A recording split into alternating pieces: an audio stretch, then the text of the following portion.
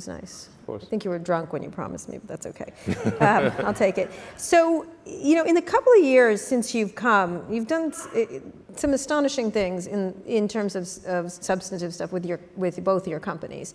Let's start talking about space and what you've been doing there. Obviously, you've had some success landing the rocket. You've had, you've done a bunch of other things where people thought you weren't going to be successful. Talk a little bit about sort of the progress you think you've made with SpaceX. Sure. Well, I mean, there's a lot of things where I think I didn't think we'd be successful. So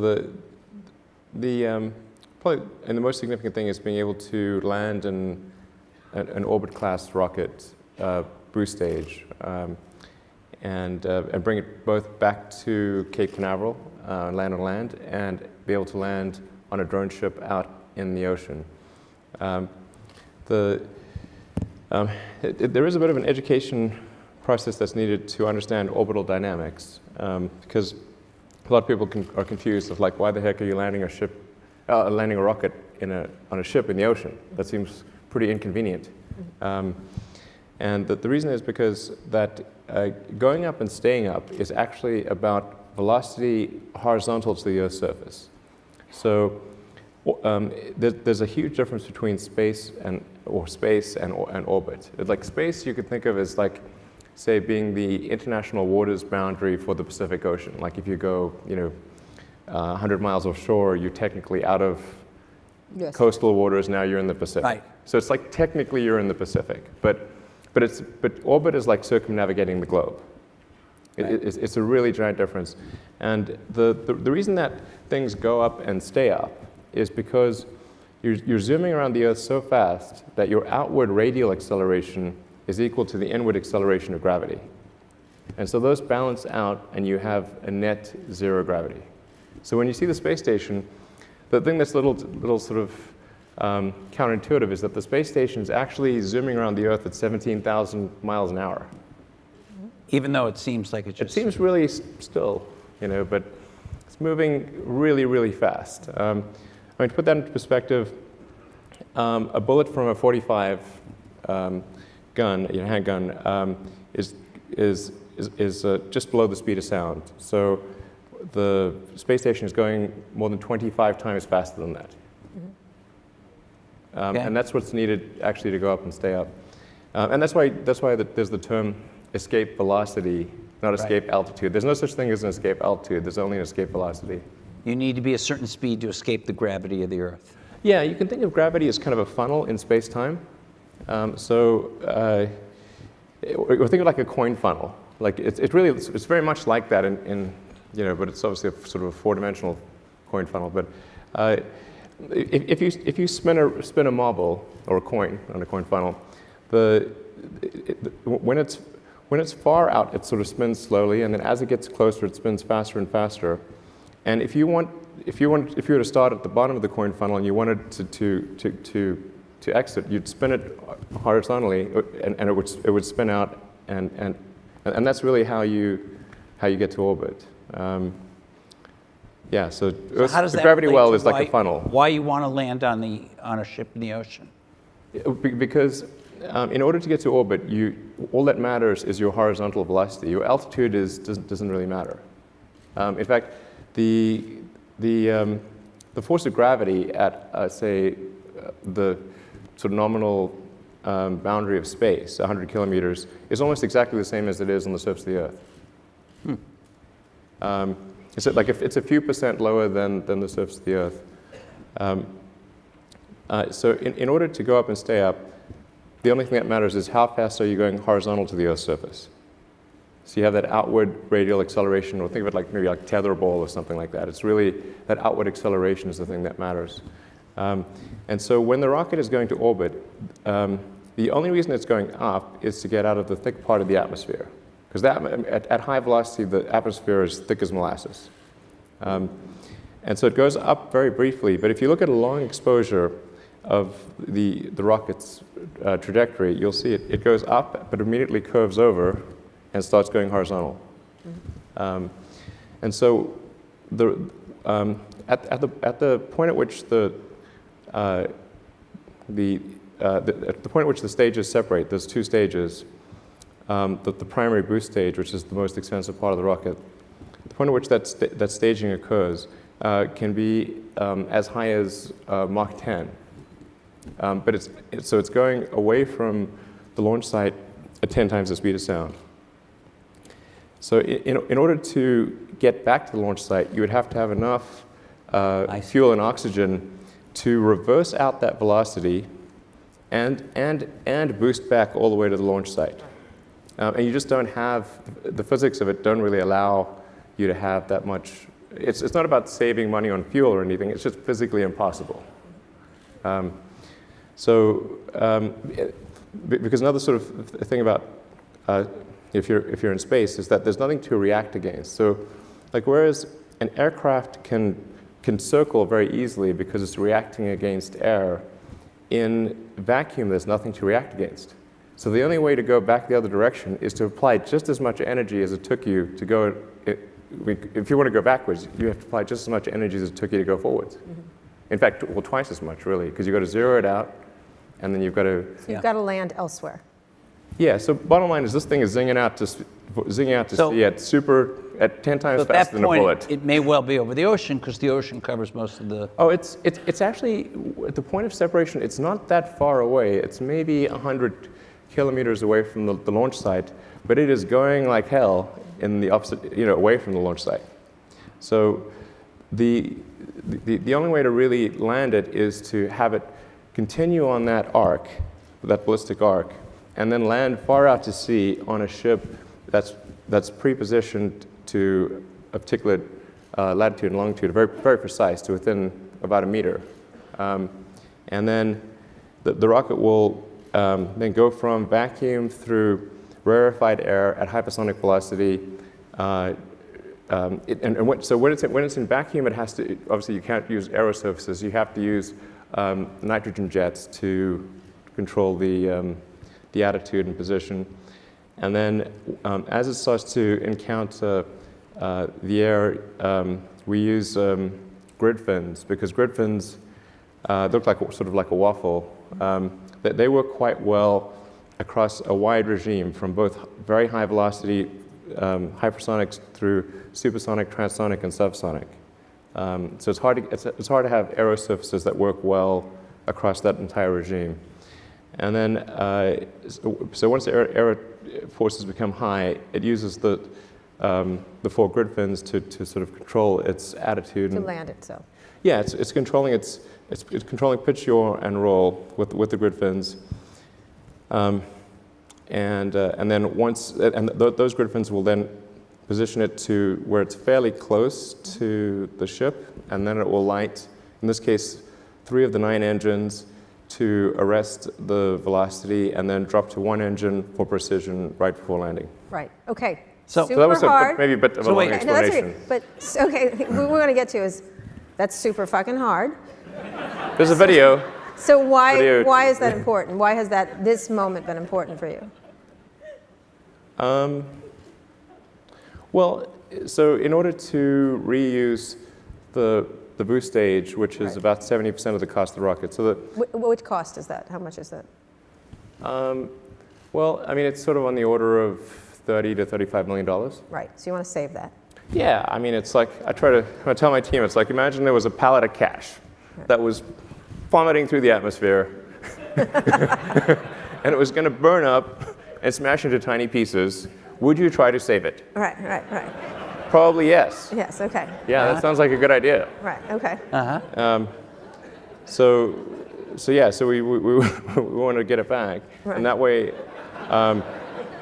we don't have to make another one. Right. And I think it's quite tragic if rockets get smashed into tiny pieces and land at the So bottom of the can ocean. I ask a question? We've been going to space for 50 years or something like that. Yeah. Nobody, until you started doing this, and Jeff Bezos' company has done it, the government never They're sort like of different saved the things, but rockets. yeah. They never saved the pallet of cash. Why not? And the Russians didn't either. I mean, what was the deal there?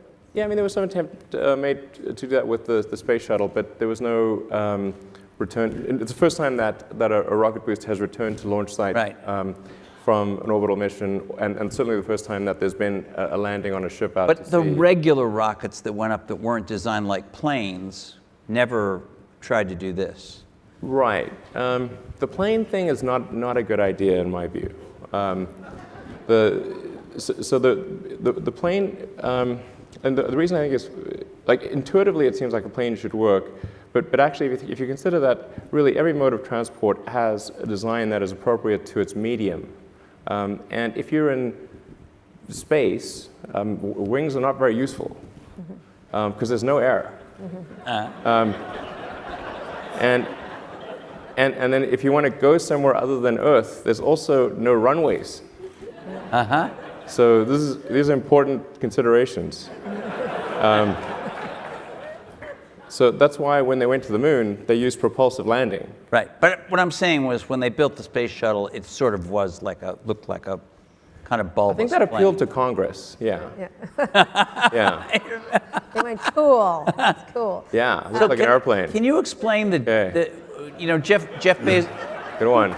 Jeff Bezos was here last night, and I asked him, what's the difference between what you're doing and what Elon Musk is doing? And he said, well, I think we have, I think he used the word like-minded in the general sense of it, and then he went on to explain some differences.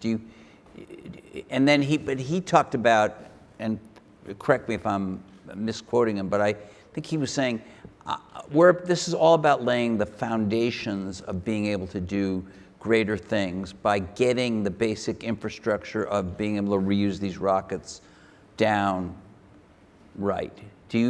Is that correct? Do you have a similar starting point from him and your thinking process? I think there's certainly some similarities of opinion. I think both Jeff and I believe that it's important for the future to be a spacefaring civilization and out there, ultimately be out there among the stars. And I think that's the exciting, inspiring future that I think certainly people in this room want, and anyone. Well, particularly after seeing that the asteroids are going to destroy this planet. I mean, I don't view it as I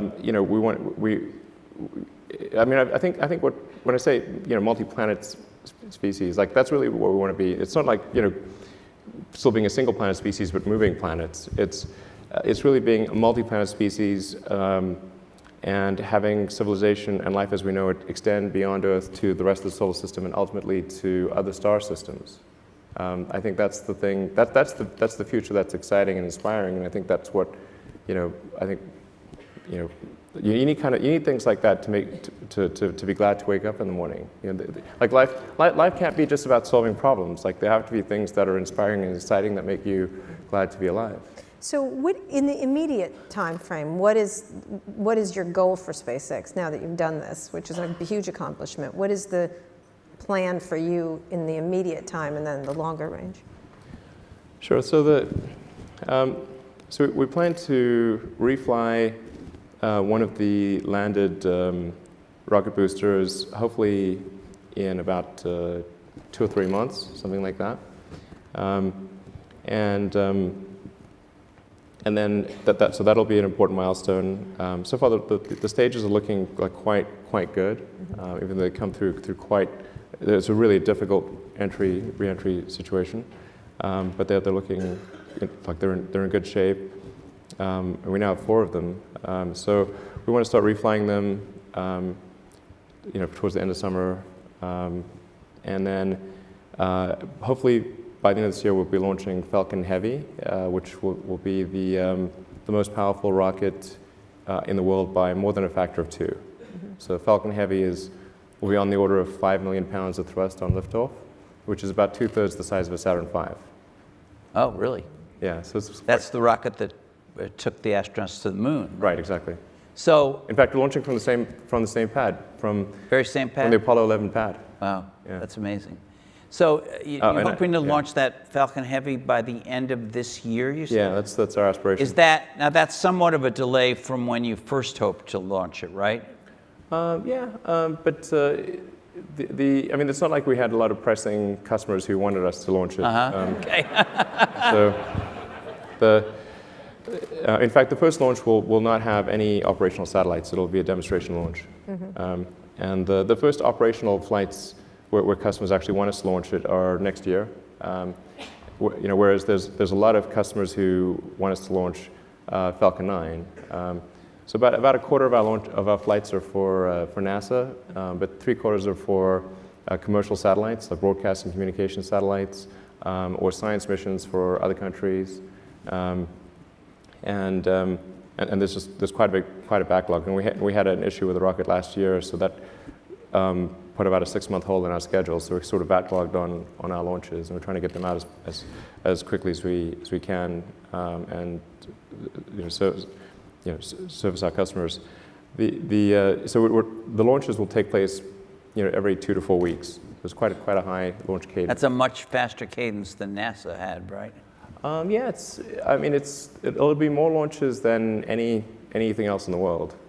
So more than Russia, more than Europe, more than China by next year, certainly. And largely to deliver customers' satellites. Yeah, there's a lot of broadcast and communication satellites that are going to geosynchronous orbit, and then we'll also be launching the new Iridium constellation. So the Iridium's got a next generation constellation of satellites. I think 60 or 70 satellites, quite decent sized satellites.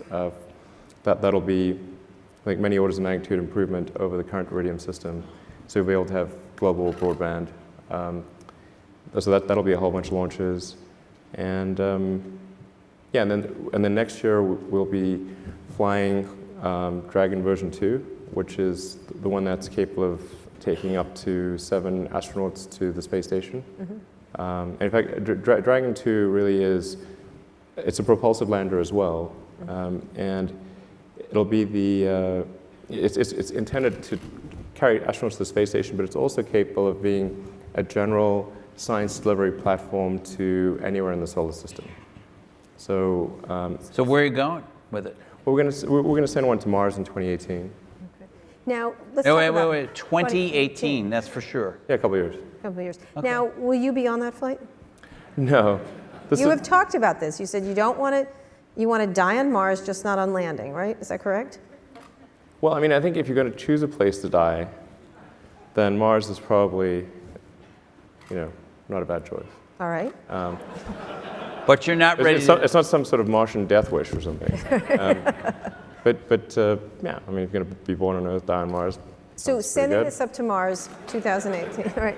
Sending this up to Mars 2018, when will someone like you get there from your plans? Sure. So the 2018 mission would be our Dragon version 2. Right.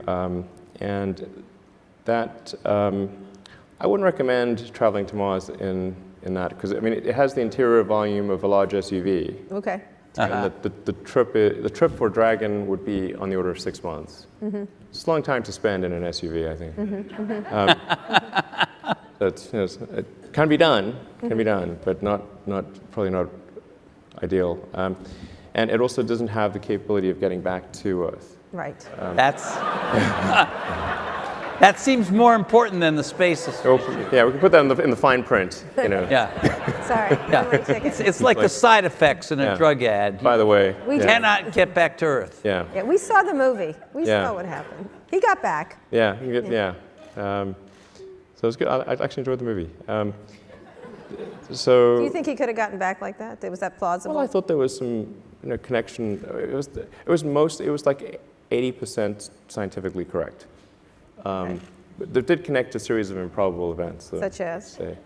Well, I don't think you can sort of just take off from Mars on an unguided rocket, really, and then prick your finger on the spacesuit and navigate to a spaceship. Right? Yeah. Not impossible, just extremely unlikely. So the Sandra Bullock movie. But if you're Matt Damon, maybe? Maybe. You have some mad skills, for sure. So when will people like yourself get there? And I assume you'll be first in line for that. Yeah, so later this year in September at the IAC, which is the big sort of world space conference, industry space conference, I'm going to be presenting the architecture for Mars colonization. So I think what really matters is being able to transport large numbers of people and ultimately millions of tons of cargo to Mars. And that's what's necessary in order to create a self-sustaining, not merely self-sustaining, but a growing city on Mars. So I'm curious, have you been to space yet? No. Why? I mean, you could just go up, right, for a little bit, or not? I could, I suppose. Yeah. Why haven't you? Like I walked think I around will the at some moon or point. something, or Yeah, well, yeah, I probably will. will you do a moon test well. before you go to Mars? Yeah, I mean, I'll probably, I don't know, go to orbit in 4 or 5 years or something like that. But- again, space and orbit are very different things. Yeah. But on the Mars thing, would you send up 2 or 3, whether it's you or not? I kind of would prefer it if you tried it, frankly, but Sure. Because it would be exciting. But would you send up some people before you do this whole architecture for colonizing Mars? Just a handful of people to kind of see what. I mean, the basic game plan is like we're going to send a mission to Mars with every Mars opportunity from 2018 onwards. So, and they occur approximately every 26 months. So, you know, we're establishing cargo flights to Mars that people can count on for cargo. And it's like I said, the Earth-Mars orbital rendezvous is only every 26 months. So there's one in 2018, there'll be another one in 2020. And I think if things go according to plan, we should be able to launch people probably in 2024 with arrival in 2025. Soon. Is that a more certain schedule than United Airlines? Well, I don't know. Well, he hasn't There's been on certainly some United uncertainties Airlines for associated with that. So let's. I'm going to shift. Anyway, that's the game plan. Like approximately 2024 to do the first to launch the first of the Mars colonial transport system. I with want to get people. back to what you said earlier about a multi. This will be a very big rocket. Okay, very big, bigger than Very the big. Saturn V. Yes. Twice as big, or what? September, I'll tell you. You're not going to say anything till September? Come on, Very big. come on. Has to be very big. How big is very big? So big.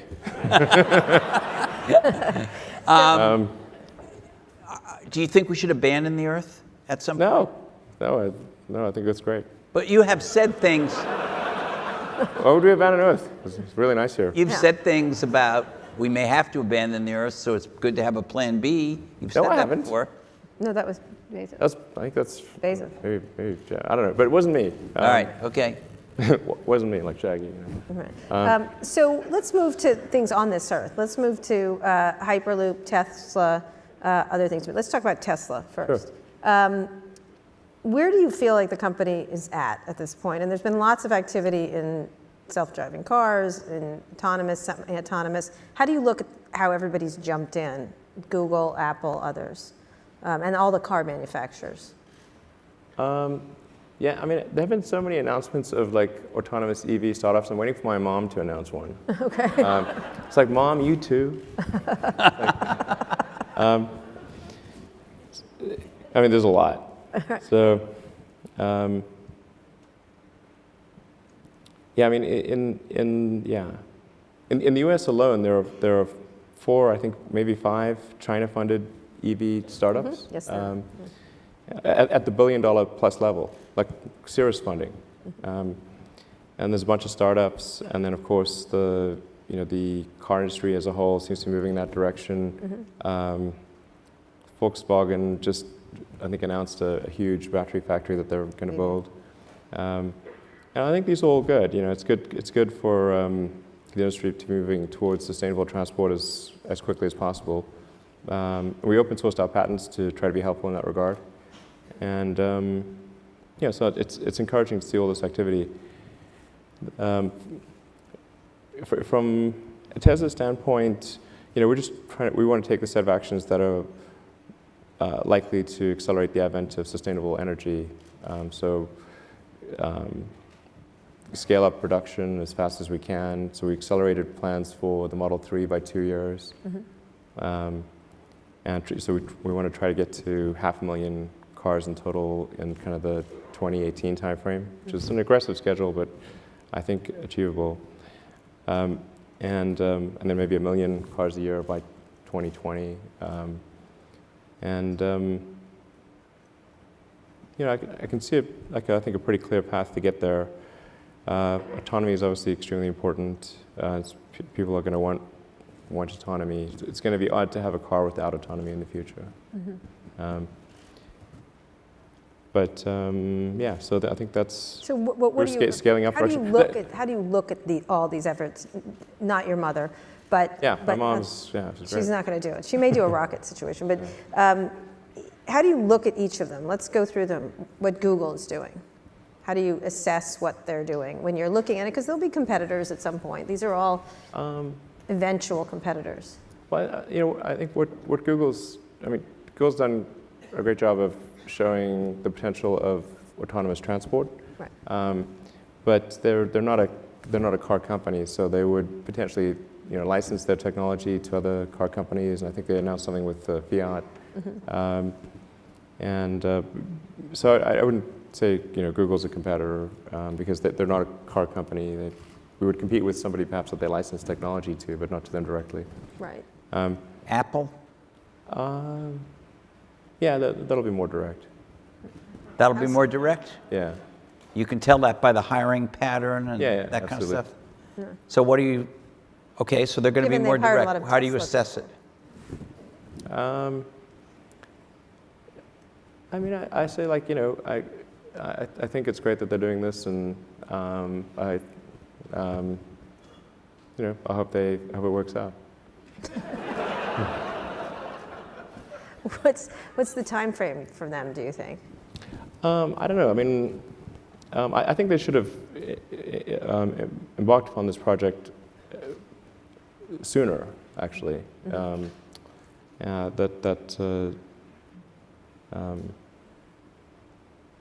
I don't know. I don't know when they. I mean, they don't share with me the details of their production plans. But I don't think it's going to be. I don't think they'll be in volume production sooner than maybe 2020.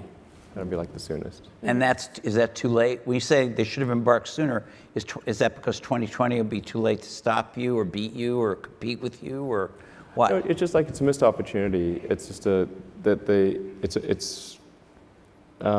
It'll be over by 2020? No, it's not. It's just like it's a couple of years. I think they'll probably make a good car and probably be successful. The car industry is very big, so it's not as though there's you know, one company to the exclusion of others. I mean, there's like a dozen car companies in the world of significance. So, and the most that any company has is approximately 10% market share. So it's not like you know, somebody comes up with a car and they're suddenly like they kill everyone else. It's not that way. And the sheer scale of automotive manufacturing is just. It's hard to appreciate until you see the plants. I mean, they're gigantic. Yeah, like the industrial, I have seen the plants. Yeah, I mean, the sheer size of the industrial infrastructure is staggering. Not just the assembly plant, but everything else that goes. Yeah, the supply chain, exactly. The assembly plant is just a little engine tip of the plant. iceberg, really. Yeah, The assembly plant is literally the tip of the iceberg. Phenomenal. The supply chain is, you know, once you go to tier 2, tier 3, tier 4 suppliers, that's probably an order of magnitude more than the final assembly. So you think Google will not be a competitor? Apple directly. probably will be a direct competitor. Yeah, sure. What about the car companies? The I think they'll all be competitors. Yeah, sure. Who do you see out there that has done a nice job so far? Mercedes or GM Of what? of a competitive car? of the incumbents. A potentially competitive car, I guess. I mean, I don't think any of the car companies thus far have made a really great electric car. I mean, you tell me if you disagree, but I don't think yet that any of them have made a great electric car. Okay. They, you know, presumably will continue to improve on what they've done so far, and then at some point they may make a car that's you know, that's a great car, but no, they haven't done that yet. Can I ask you about batteries for a second? Yeah, sure. So you're building this gigafactory, right? It's built. Well, it's not completely built. Okay, but part of it's up A and big running. chunk of it's built, yeah. Part of it's up and It's a running. really gigantic thing. It's like when the Gigafactory's done, it'll be the largest footprint building of any kind in the world. Of any kind, not just factories, literally of any What is kind. this? The largest rocket, the largest building? I mean, Well, I mean, I think it's not scale for scale's sake. It's just like if you say, well, we want to accomplish these goals, then you kind of have to make a big thing. So, okay. You've got this big thing. It's this big, giant building. Yeah. It's going to make batteries. The batteries it's going to make are We're lithium. going to have an opening. Well, it's not technically an opening party since it's been operating for a little while, but we're going to have a party soon. You guys maybe want to come? We can come? All right, Yeah, good. sure. We'll come to the Can they- battery It's party. pretty- But they can't I come. love It's worth seeing. This They is can't like come, right? Just us. this Yeah. is crazy. No. This is like an alien dreadnought. It's really nutty. Because I love a battery party, but Yeah. Right, but talk about where it's going. Are these lithium-ion batteries? Yeah, sure. So they're the same batteries that's in No, our phone? no. they're not. Please explain. Yeah. So lithium. Have you made a battery breakthrough is something I'm interested in. Yeah, I mean, generally there's so much nonsense out there about batteries. Like you can believe about 1% of what you read, maybe. Lithium ion covers a very broad range of technologies, and you can have an enormous difference in the power density and the energy density and the cycle life between one chemistry and another. They can be really enormously different. What you really actually want to ask is what is the cathode and what is the anode? Right. So in our case, That's right. Okay. well, I just put it in the the lithium is PlayStation actually for my kids. 2% of the cell mass. So it's like the salt in the salad. It's a very small amount of the cell mass and a fairly small amount of the cost.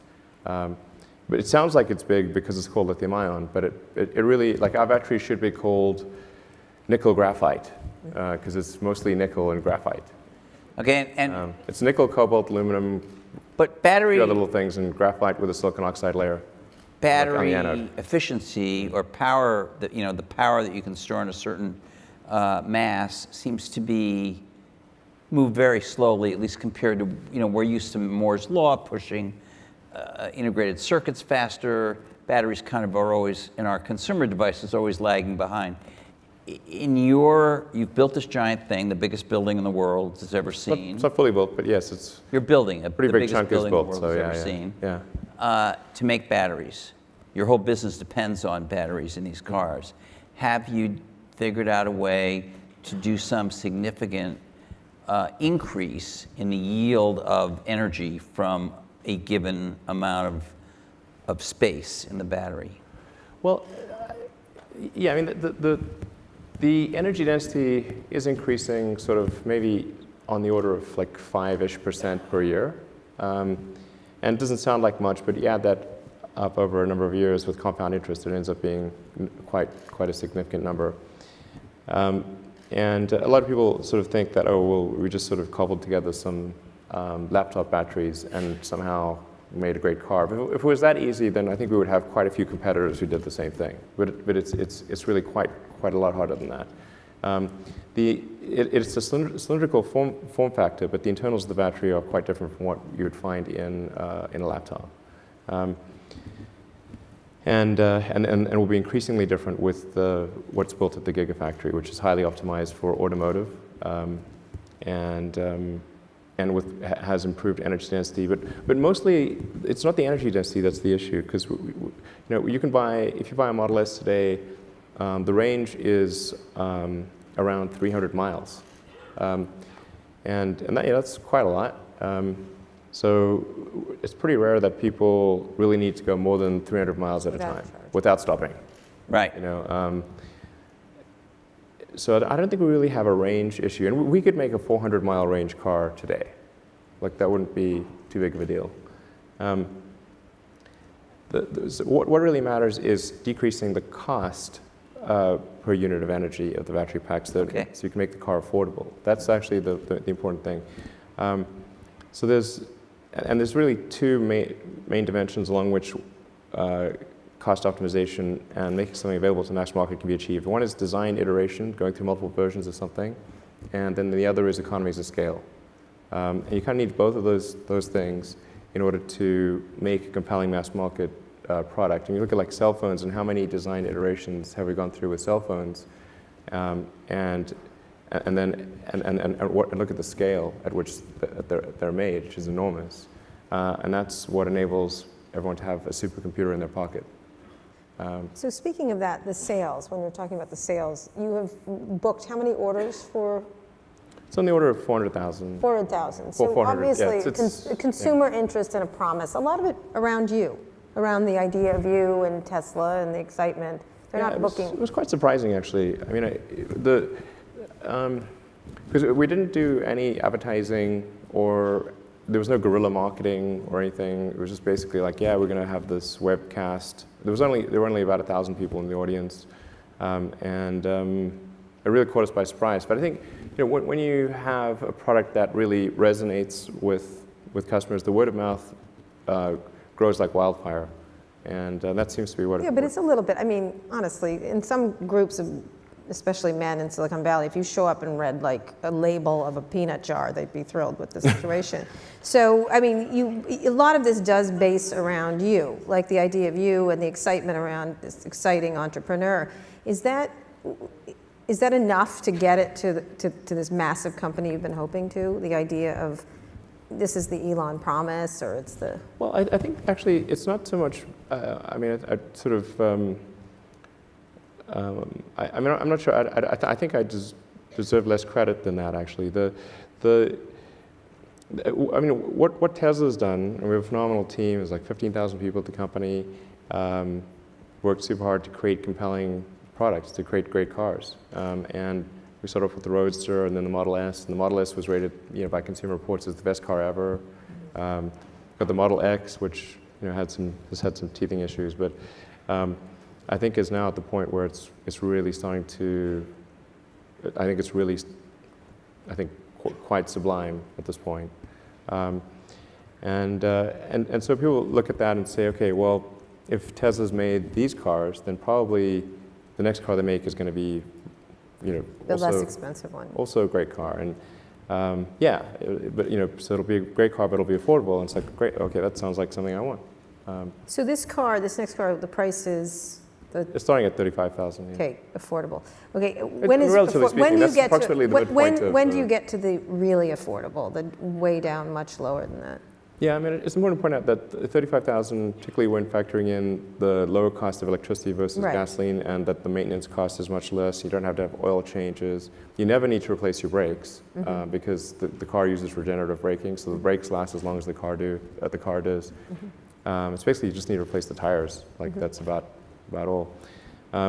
So the operational cost of the car is much lower fundamentally than a gasoline car, and so I think the average price for cars for gasoline cars is around 30, 32, something like that. Yeah, I mean there are starting prices that are lower, but when people pick options, I believe it's in around 32 or so in the U.S. So we're pretty close to that average. But that's your base price, right? I mean Yeah, but it's going to be a great car. That may not be the ASP for the car. No, but it's going to be a great car even at 35. So it's like even if you order nothing, no options at all, it'll be great. But you're likely to have a mix where the average car that you actually sells for a little more than that. Yes, probably. It's probably going to be it's probably going to be some higher number. But it's really important to emphasize like the 35. If somebody orders the $35,000 car, they'll be very happy. Like it's not like you need to order a bunch of options without which the car is not good. That car will have autonomous for 35? I have I'm going to do another Tesla event, maybe at the end of the year, talk more about that. And well, so you could start here. It will be real big news if I start here. We don't mind that. Let me just say that we're going to do the obvious thing. Okay. Okay, got it. It's really obvious. So cup holders, good. Okay. Yeah. So Brilliant. Brilliant. Those things are nuanced. All right, absolutely. Let's talk about two more things. I want to talk about AI, because we've been talking about it a lot here, which I want to get it clear what your thoughts are, because it's mostly Elon's scared of robots. I mean, that kind of thing. Or how do you... I'm scared of robots. Or artificial intelligence. Can you clarify exactly what the issue you have now? And you deserve the background. We've been talking to Jeff Bezos, Sundar Pichai. We talked to Mark Fields from Ford about it. Yeah, the Facebook folks. There certainly seems to be in the tech companies a big, tremendous new drive or interest to believing there will be all competing for intelligent assistance. And it's good. It'll make your life better. Make your life better. Technology Siri is going to suddenly get smart. Microsoft's one is going to get smart. Google is going to cream them all. It's largely a happy version of this. Sometimes technology hurts you, but not as much as it helps you. That's really... Yeah. So there's been a lot of conversation here about that. Yeah, sure. And you've staked out a slightly different position. So can you talk about that? Well, I mean, I think my sort of full position would require quite a long explanation. I mean, I am concerned about certain directions that AI could take that would be not good for the future. I mean, I think it would be fair to say that not all AI futures are benign, not all. Okay. And so if you have something, if we create some digital superintelligence that exceeds us in every way by a lot, it's very important that that be benign. And so actually with a few others, I created OpenAI, which is an AI. It's a nonprofit actually. There's no. I think the governance structure here is important. So we want to make sure that there was not some fiduciary duty to generate, profit off of the AI technology that's developed. So we created this 501c3, but I think it's quite different from. I mean, a lot of sort of 501c3s are, they don't have a high sense of urgency, and they're not like, they're not really sort of developing technology at a fast pace. But OpenAI is. So OpenAI has a very high sense of urgency, and I think that the people that have joined are really, really amazing. And the intent with OpenAI is to democratize AI power. There's a quote that I love from Lord Acton. He was the guy that came up with power corrupts and absolute power corrupts absolutely, which is that freedom consists of the distribution of power and despotism in its concentration. And so I think it's important, if we have this incredible power of AI, that it not be concentrated in the hands of a few and potentially lead to a world that we don't want. And what world is that? What do you foresee that when you see it? It's difficult. I mean, it's called the singularity because it's difficult to predict exactly what future that might be. Except I don't know a lot of people who love the idea of living under a despot. I don't think people generally choose to live in a democracy over a dictatorship. And the despot would be the computer? Or the people controlling the computer. And do you worry specifically about any of these companies I mentioned, who've all seemed to now kind of be pivoting toward this as the battleground in the next 10 years? I won't name a name, but there is only one. There's only one you're worried about. And they're not preoccupied with making a car that will compete with you, I assume. There's only one. And tell me, this is an interesting... It's not about competing. This is sort of like what would be the point of competing for, mutual destruction? It's like it's not about competing. It's really just about trying to increase the probability that the future will be good. That's all.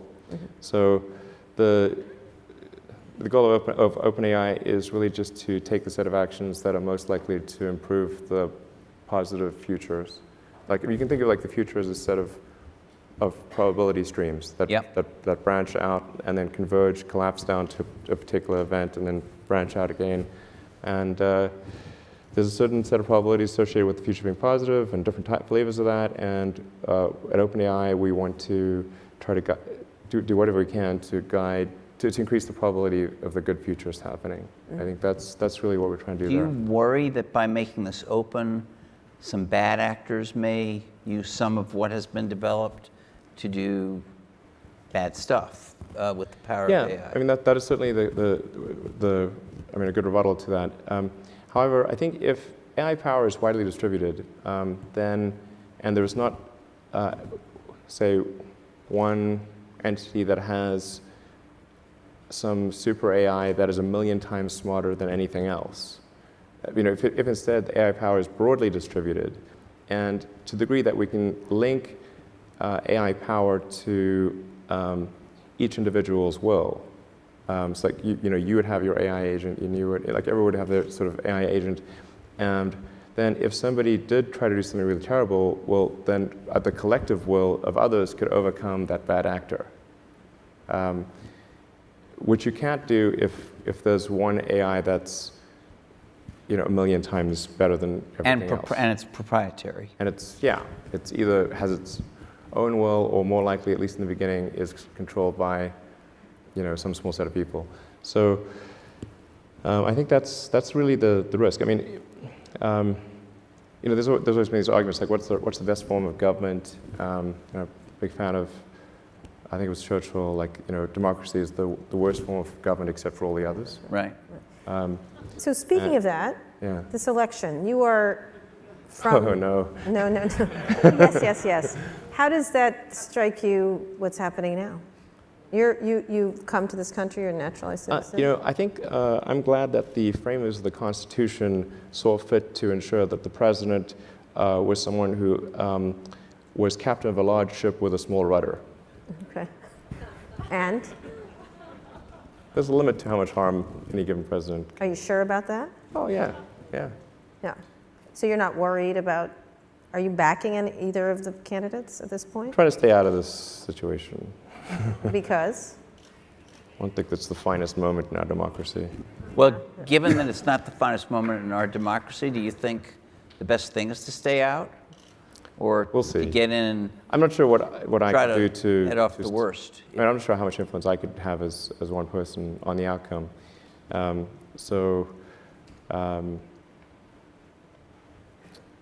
mean, if I think I could make a difference, I would probably do something.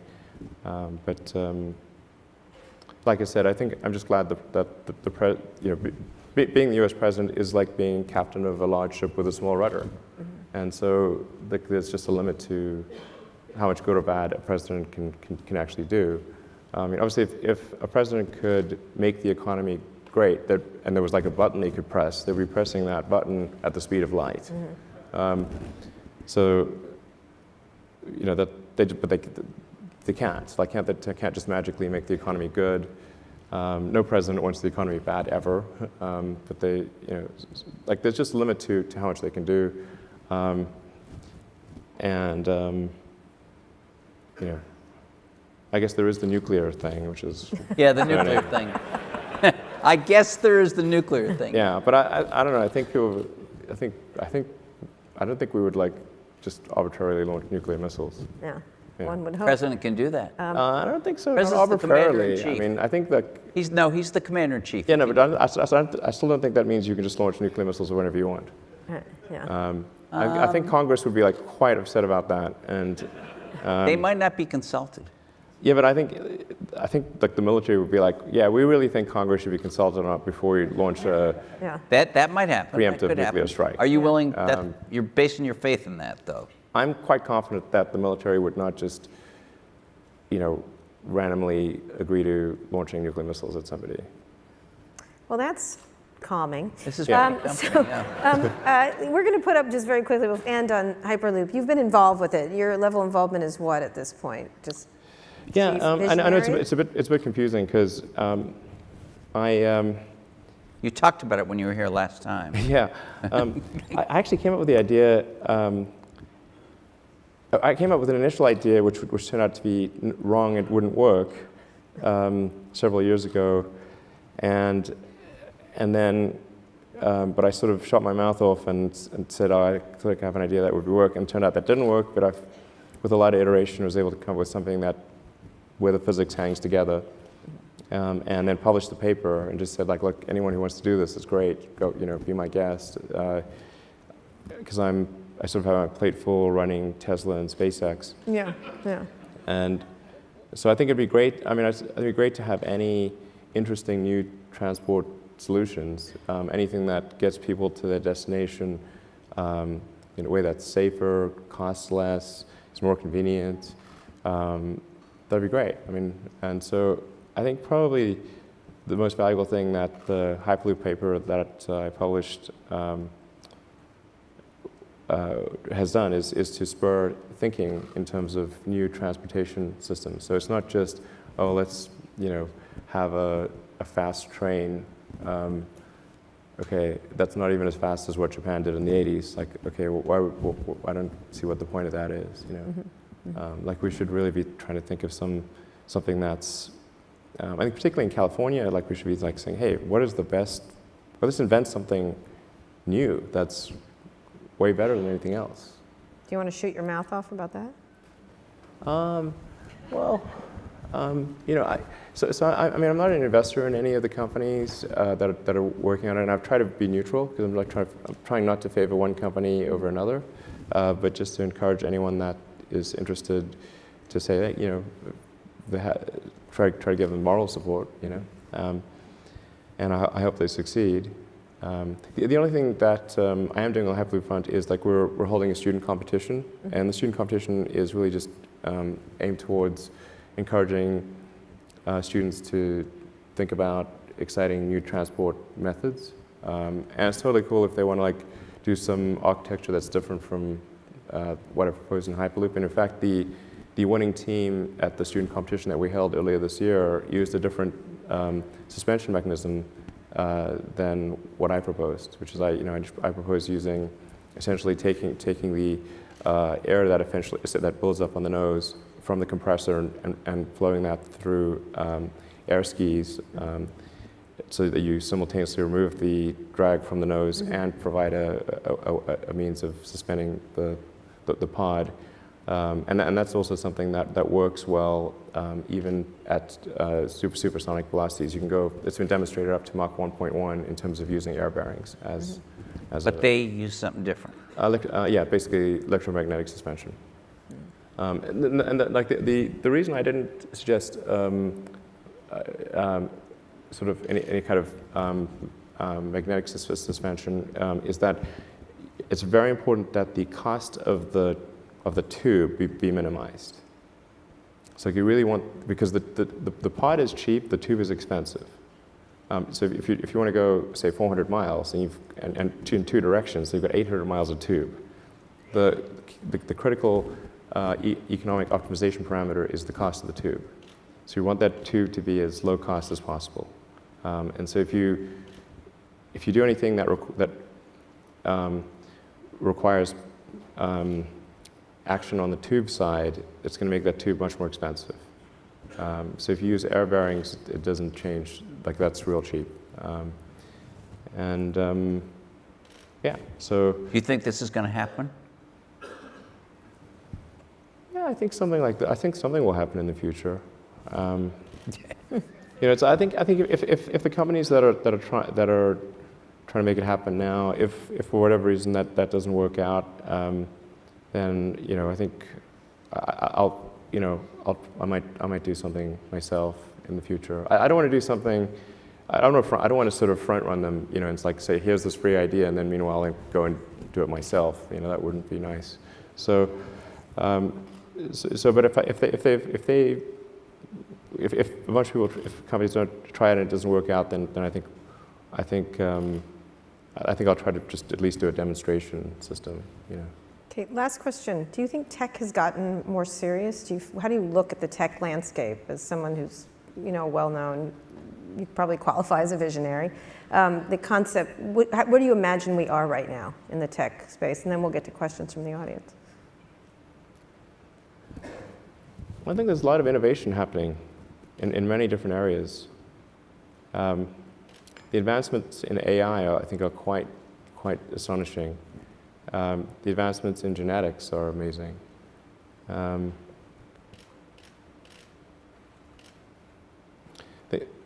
So I think that there is a lot of innovation going on.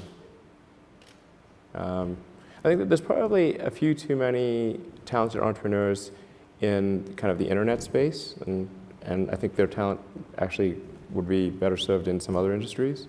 But I do think, I mean, I don't think we're like facing some sort of low innovation period or anything like that. I think there's a lot of innovation going on. They need to move to other.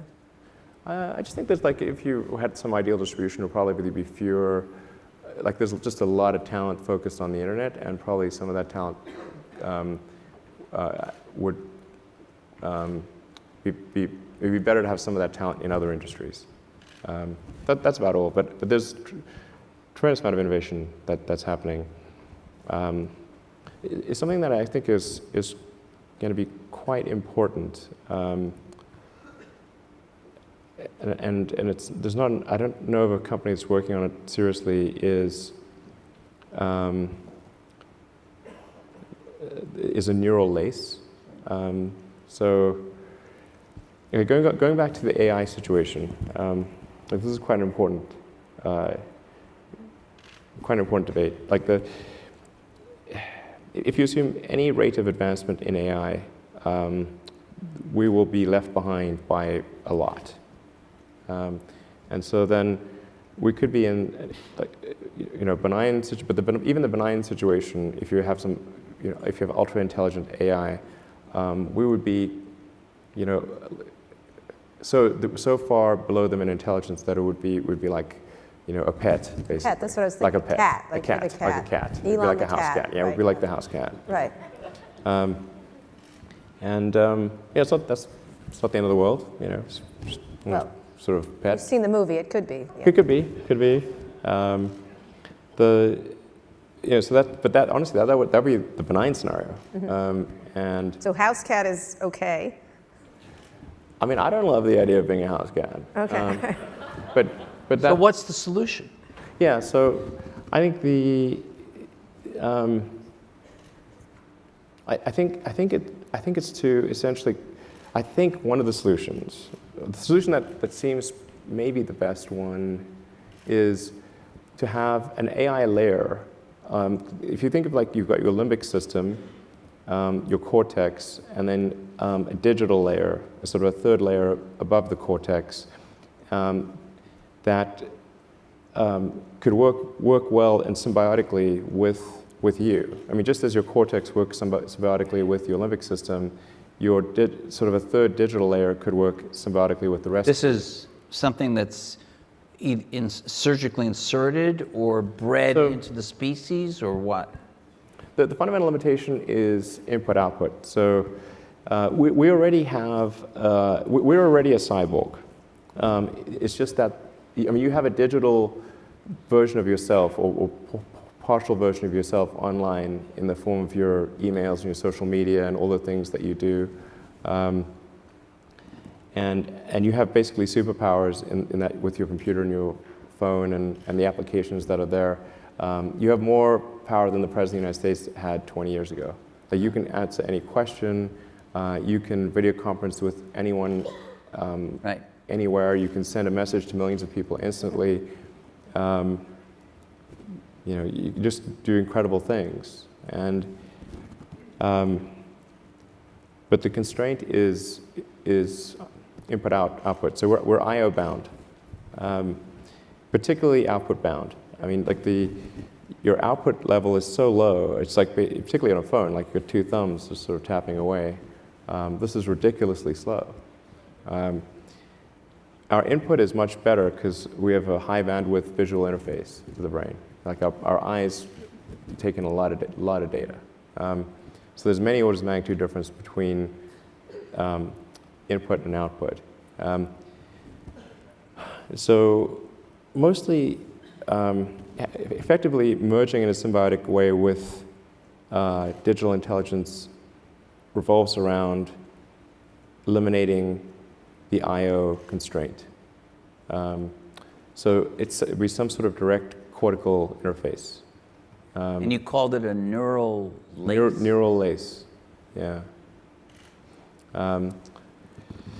It's totally not Google Glass, right? No, I'm talking about No, but something it's which... like you wear it, or you... No, I mean, it would be... I mean, there are a few ways to approach this, but some sort of interface directly with your cortical neurons particularly.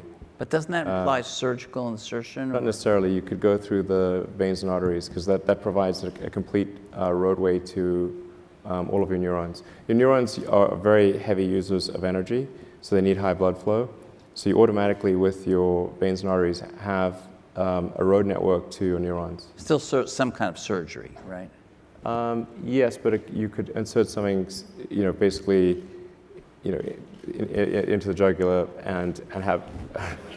It gets macabre, but it sounds really easy and it doesn't involve risk-free. It doesn't involve like chopping your skull off or anything like that. That's good. Yeah. And plus, you're not a house cat anymore, right? Not a house cat. So, Right.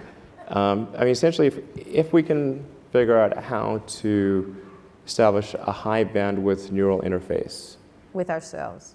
with your digital self, effectively, then you're no longer a house cat. All right. On And- that note, no, on that note. Just one closing thing. I think it's probably the benign outcome. That's probably the best outcome, I think. Are you interested in exploring this possibility that you have just laid? So somebody's got to do it. I'm not saying that I will, but somebody's got to do it. Somebody should do it. And if somebody doesn't do it, then I think I should probably do it. But. And the goal of this is to prevent there being an external AI, particularly one controlled by a small group of people that could be so much more powerful and intelligent than we are that the house cat it would be godlike in its situation capability. occurs. Yeah. Well, this has been really cheerful. Thank you. Yeah. But if we can establish... I was the worried high- about asteroids at the beginning of this. Asteroids are a low probability existential threat on the time scale that's relevant to us. Okay. Okay? This is different. This requires urgency. So, what do you do for fun? Yes, this is much more Elon, what do you urgent. do for fun? What do you do? Anything? I play video games with my kids. All right, that sounds good. Let's get some questions for Elon. Elon the house cat. I watch movies, that Right. kind of thing, normal things. Why don't we start over here? Yeah, hi. I think this last question by Carl just did that. I want to know, how do you live through the stress that kind of conversations we just heard that you went through, and kind of ambitions that you carry, and then how do you adjust to the everyday work-life balance, etc., things that in your life? So a little bit of your personal side, actually. So you're very busy. How does that work? Yeah, I am sort of in kind of work triage mode a lot of the time. So I don't know, it seems to be, as long as there's not like a crisis simultaneously at SpaceX and Tesla, it's okay. But companies are, the situation in any given company, particularly when, if it's sort of growing fast and sort of quasi startup, it's somewhat sinusoidal. So that, it's okay if the waves don't crest together, When that does happen, then that's a huge strain. But right now things are like, motoring along okay, and I have like the context loaded for both companies, and I can sort of see a path to a good outcome. So I feel pretty good right now. But there've been super stressful times in the past, and then I always try to reserve time for my kids because I love hanging out with them. Kids are really great. They're like the 99% of the time they make you happier. Kids are awesome. Yeah. Then there's that 1%. 1%, 1%. But like it's of anything in my life, I would say, kids by far make me the happiest. I don't know if I agree. Yeah, it's great. I agree. Yeah. And to So hanging out with them, Like, no, like the thing is, like, a lot of times kids are kind of in their own world, so you don't need to, like, they don't want to, like, talk to their dad for hours on end, generally. I've noticed that. Yeah. So, like, so I can be in the same room with them. They can talk to me from time to time, but, like, I can get, some emails done, just get some work done, and then whenever they want to talk to me, they can. And then we try to do things like, travel places, and like I said, we play video games together, or actually on Monday we went to the new Harry Potter land at Universal. It was quite fun. Yeah. So I think that Somebody from Universal Yeah. just clapped. yeah. I mean, whoever was in charge of Harry Potter land did a great job. It's really good. Yeah, it is good. I highly recommend it. Yeah. The butterbeer is amazing. Yeah, I was just saying the butterbeer. The butterbeer is amazing. Yeah. Okay, Right here. over here. Hi, my name is Evan Burns. I'm the founder of Odyssey, and I hope into the future to be in something in the space industry. And my curiosity is, you've talked about SpaceX getting in many different businesses, for example, global Wi-Fi through launching many satellites. Do you hope SpaceX becomes a platform for others to launch businesses, or do you see SpaceX being a business that launches many business lines? Well, I mean, the general strategy of SpaceX is to, like, we clearly need a lot of money in order to develop the transport system to establish a city on Mars. So, we're like kind of gathering revenue, like Earth-based revenue that's, we're trying to maximize Is there some other Earth revenue. planet-based revenue? Well, right now it's only Earth, so we've got to maximize Earth revenue as it relates to space, as it relates to rockets and spacecraft. So, but I think, like, assuming SpaceX is able to transport large numbers of people and goods to Mars, it will be an enormous enabler for entrepreneurial activity on Mars, because there's going to be so much to do. Everything from creating, like, the first iron ore refinery to the first pizza joint to, something that doesn't even exist on Earth. It's kind of like when the Union Pacific crossed, and, like, everybody thought, Union Pacific, what a stupid idea. Like, there's nobody living in California.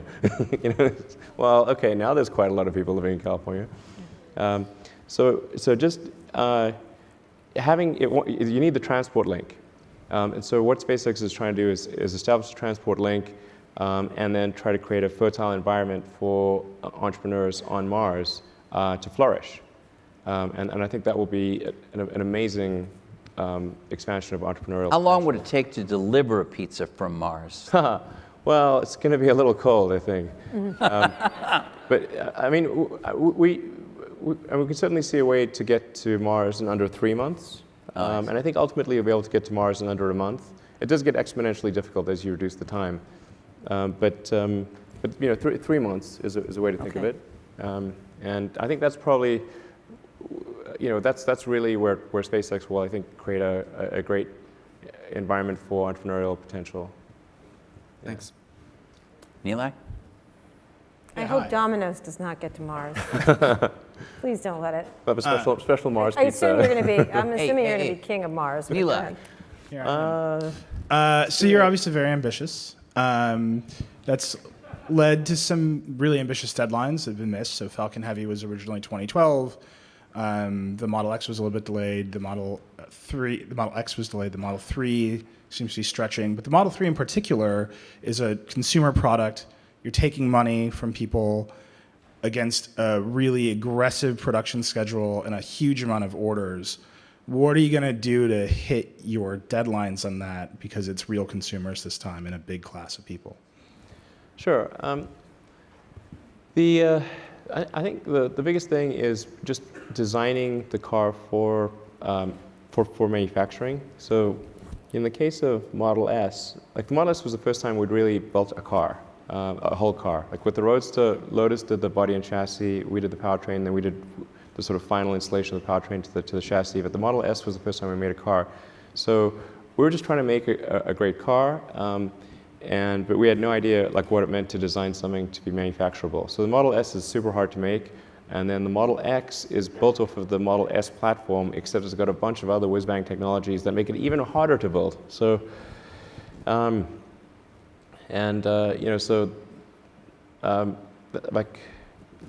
definitely we want to do the opposite of what we did with the X, which is make something that is going to be a lot simpler, but still a car that people will love, and where every design decision is factoring in the manufacturability, and making sure that when we design something, that you can manufacture it at volume at an affordable price in the schedule that we're targeting. One of the things that makes a car very difficult, particularly if it's a new car, is that it's an integrated product with several thousand unique components. So we are somewhat at the mercy of whatever the slowest component is, whatever basically, I mean, if you say go to tier 2 and 3 suppliers, they end up being several thousand suppliers. So things move as fast as the least lucky and least competent supplier. But just, and you can think of like any natural disaster you care to name, all of those things have happened to our suppliers. Their factory has burnt down, there's been an earthquake, there's been a tsunami, there's been massive hail, there's been a tornado, the ship sank, there was a shootout at the Mexican border, no kidding. That delayed trunk carpet at one point. Well, and we couldn't get, and the Border Patrol wouldn't give us the truck because it had like bullet holes in it. We just wanted our trunk carpet. It's pretty safe. So it's like no cocaine or anything, so it's good. But that shut down the production line as an example for several days. So that's the biggest issue, is like the supply chain stuff is really tricky. And we're trying to anticipate as much of that as possible, increase our optionality so that there's more internal capability at Tesla. Not that we want to do things internally, but if a supplier is unable or unwilling to deliver the part, we can quickly make that internally. So I think the whole company is geared for that. I mean, right now it looks like we should be able to do that. We expect to. I mean, almost all of the Model 3 design is done, and we're aiming for pencils down basically in about 6 weeks, complete pencils down, and we're tabling all. Like if there are ideas for future cool things, we'll have it in version 2, version 3, in future years type of thing. So. Overall, I feel pretty good about it, and our supplier, particularly our major supplier partners, have been very supportive and are on board. I mean, one thing I should say is when I sort of cite a schedule, it is actually the schedule I think is true. It's not some fake schedule that I don't think is true. So I mean, it's never. It's I may be delusional. That is entirely, possible. Maybe it's happened from time to time, but it's never, some knowingly fake deadline ever. So is there an event in 6 weeks where you're going to announce autonomous driving is included in the pencil down plan for the Model 3?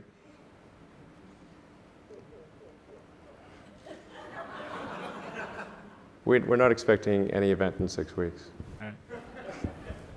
Josh. Hi.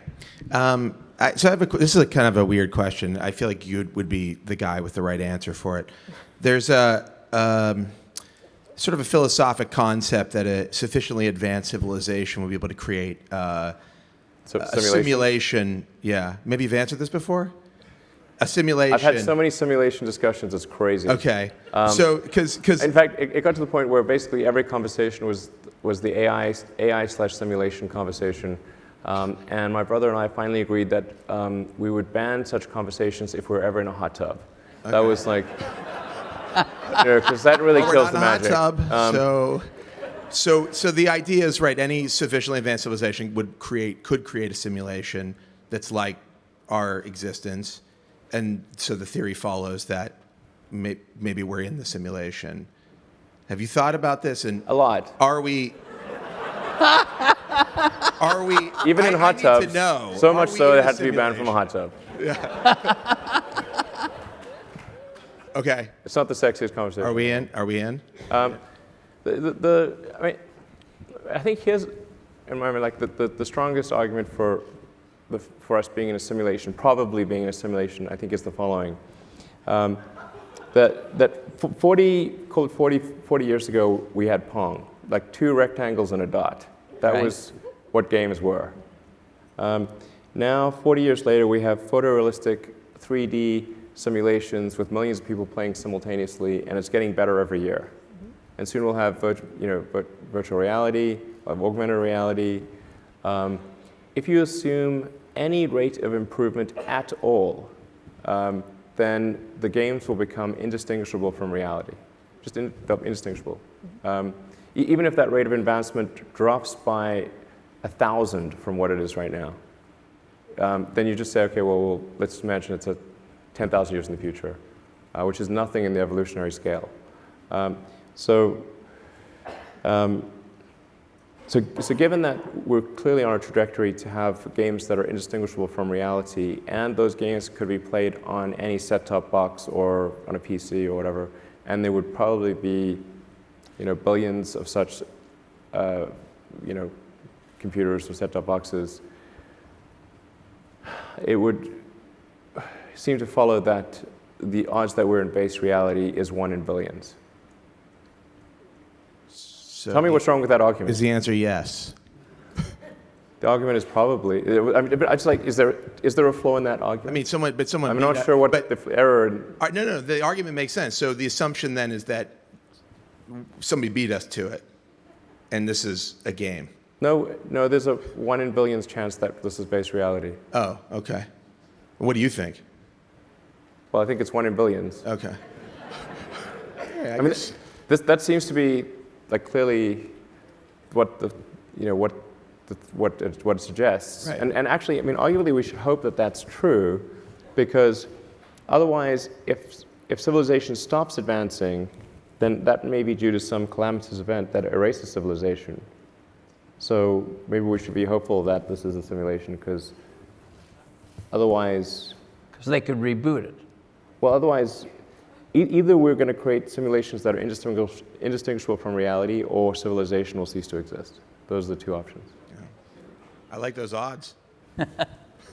Okay. Over there. Or it's unlikely to go into some multi-million year stasis. So it's either going to increase or decrease. Hi, I'm Jeetu Patel from Box. 2-part question for you. One is, if you think about fully autonomous vehicles, which have passed through regulatory approvals, have passed through in-city driving and traffic conditions, how far do you think, from a time frame perspective, we are for that becoming reality?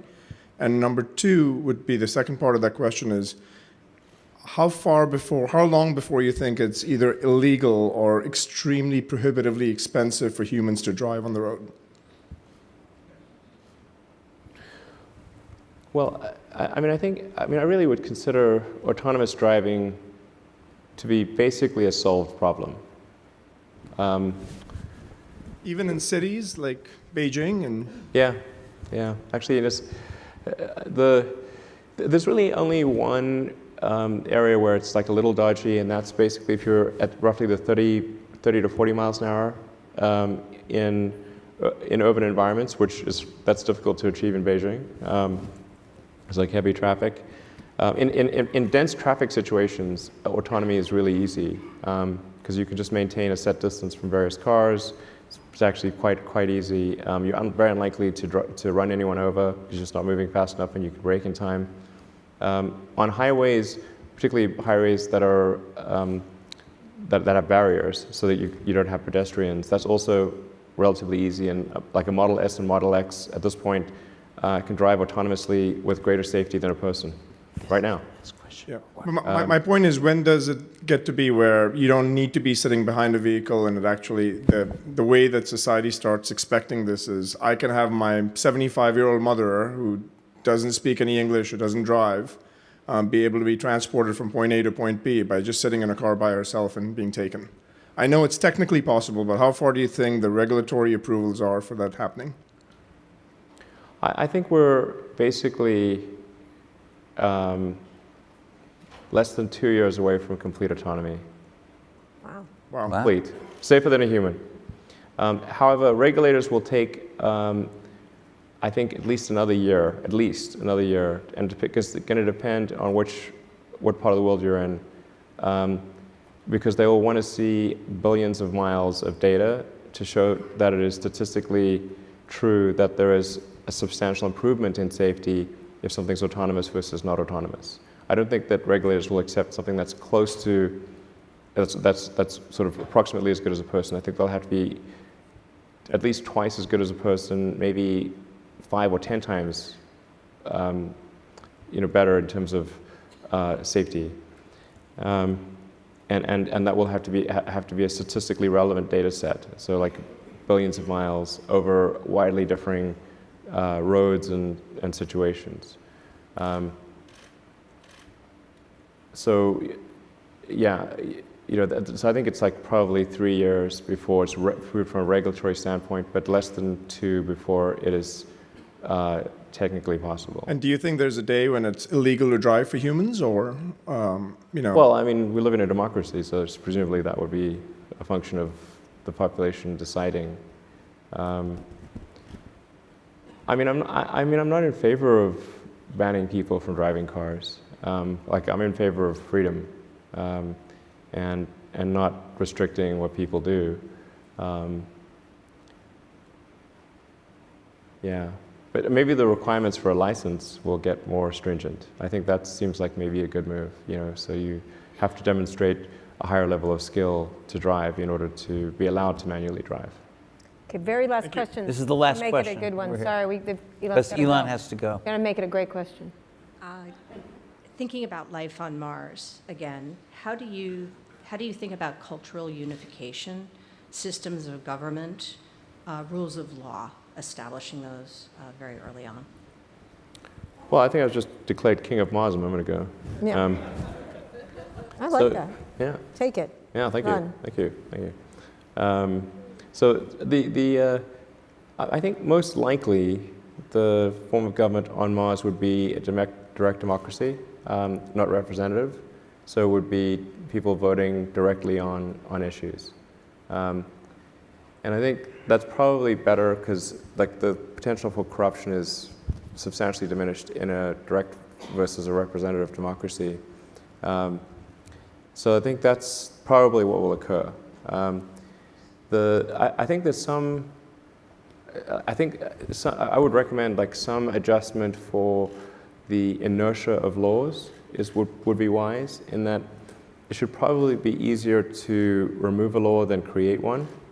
I think I would just be I think that's probably good, because just laws have infinite life unless they're taken away. So I think my recommendation would be something like, let's say 60% of people need to vote in a law, but at any point greater than 40% of people can remove it. And any law should come with a built-in sunset provision. If it's not good enough to be voted back in, maybe it shouldn't be there. So that's the framework for the government on Mars.